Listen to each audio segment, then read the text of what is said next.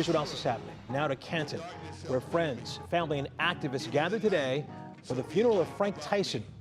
He died last month while being arrested by Canton police after crashing a car going into a local AMVET post.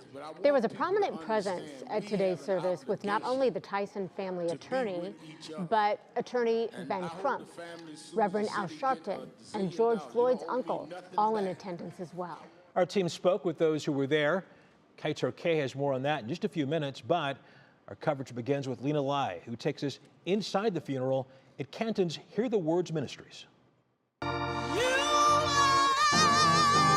Inside a Northwest Canton church, a gathering of Frank Tyson's family, friends, and national figures, some whose loved ones were killed by police or died in police custody. I came out here to offer my condolences to this family, including the mother of Jalen Randall from Houston, the mother of former New Orleans Saints defensive lineman Glenn Foster, who died in Alabama, and the relatives of George Floyd, who was murdered by a Minneapolis police officer. How many more teachable moments do we have to have, America?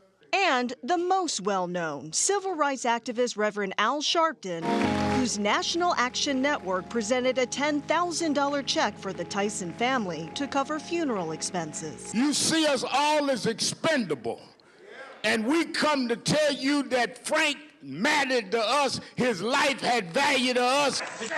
Last month, Tyson died while in custody of Canton police. Body camera video showing Tyson resisting arrest, then an officer's knee holding him down as Tyson repeatedly says he can't breathe. I can't breathe. You're fine. Yep. Shut the off. Show me in the manual where when he begs for his life, you tell him to shut the F up. As 3 News reported last week, police records show one of the Canton officers involved failed to admit he'd been previously fired from Target for stealing. How are you going to let him now tell you the truth about what happened with Frank? Tyson's family now calling for the prosecution of the officers involved amid a vow that the nation will be watching. Say his name, Frank Tyson.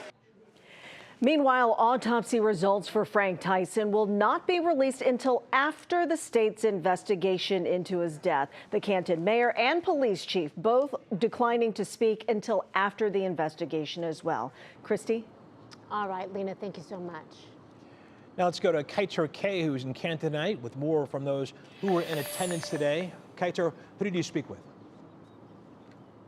So we spoke with George Floyd's uncle, Selwyn Jones, who said he had to be at today's funeral. During the service, he was recognized with at least 7 different families who have loved ones who were either hurt or died in police encounters. Jones says to take a true stand against police injustice, all of them need to bond together, as well as continue to publicly share their experiences as much as they can. He says seeing the police body camera video of Frank Tyson dying gave him terrible flashbacks.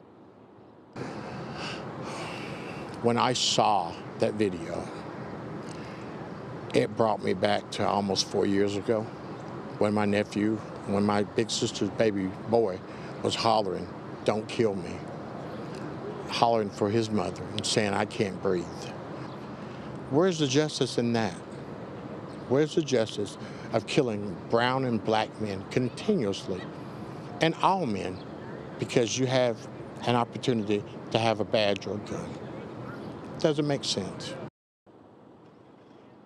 And after the service, we also talked with Hector McDaniel, president of Stark County NAACP. A week ago, they sent a letter to the U.S. Department of Justice asking them to investigate the death of Tyson in Canton police custody. We asked McDaniel if they've heard back. We have not heard back yet, but we're anticipating and we're hopeful that they will actually take up on that letter and come in and do that investigation as being requested. McDaniel says if the DOJ gets involved, it will move the Canton community forward in terms of healing. And he says without a federal investigation, the Canton Police Department may never be held accountable for their actions in this case. All right, Kaitor K with that story tonight. Thank you so much, Kaitor.